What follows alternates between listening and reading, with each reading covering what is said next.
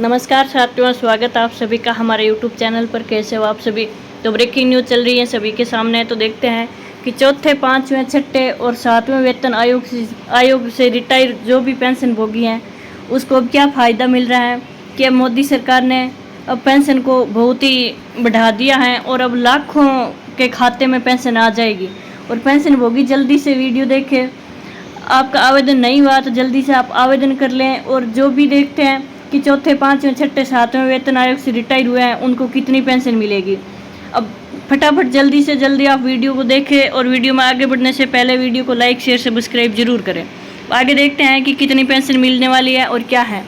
कि पेंशन एक महत्वपूर्ण वित्तीय सुरक्षा है जो वरिष्ठ नागरिकों को जीवन भर की आय प्रदान करती है। भारतीय सरकार ने समय समय पर पेंशन योजनाओं में बदलाव किए गए हैं ताकि लाभार्थियों को बेहतर सुविधाएं और सुरक्षा मिल सके।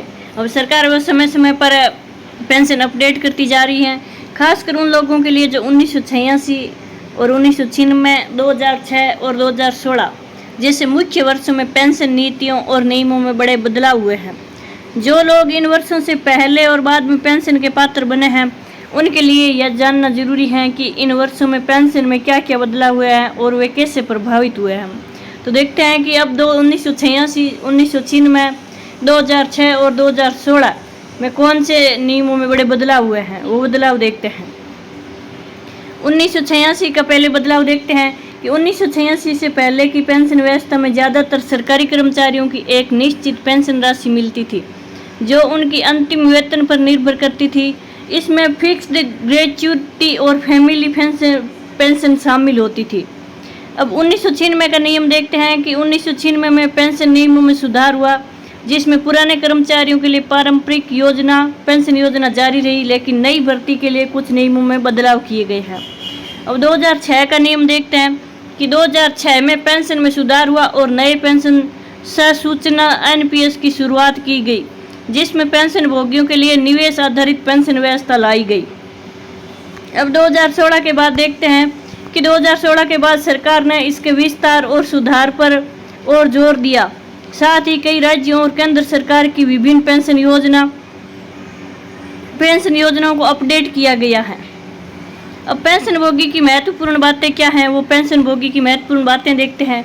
पेंशन भोगी वर्ग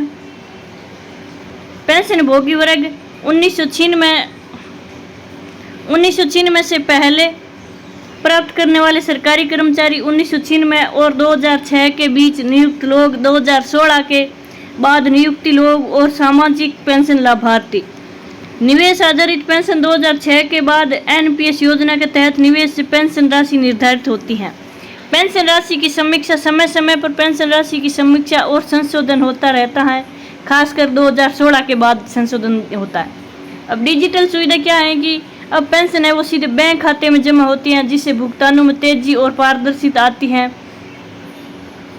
और अतिरिक्त लाभ क्या है कि कई राज्यों में वृद्धावस्था पेंशन और विधवा पेंशन जैसी अलग अलग योजनाएं भी शुरू की गई हैं। ये तो लगभग सभी राज्यों में है कि वृद्धावस्था पेंशन और विधवा पेंशन अलग अलग हैं, विकलांगता भी पेंशन है अलग। अब पेंशन भोगी को क्या ध्यान में रखना चाहिए वो देखते हैं कि अपनी पेंशन योजना और पात्रता को समझना जरूरी है, खासकर आपने किस वर्ष पहले सेवा शुरू की थी। अब 2006 के बाद भर्ती लोगों के लिए NPS योजना मुख्य है, इसलिए योगदान और निवेश के बारे में जानकारी रखें। अब 2016 बाद डिजिटल पोर्टल एप्स का इस्तेमाल करके अपनी पेंशन डिटेल जांच करें। अब परिवार पेंशन और ग्रेच्युटी के नियमों में बदलाव के बारे में अपडेट रहे। राज्य सरकार की सामाजिक पेंशन योजनाओं के लिए आवेदन और जानकारी स्थानीय अधिकारियों से ले। यानी आपको अगर कोई जानकारी चाहिए तो स्थानीय अधिकारी हैं, वहाँ से आप आवेदन के बारे में और योजनाओं के बारे में आप जानकारी ले सकते हैं।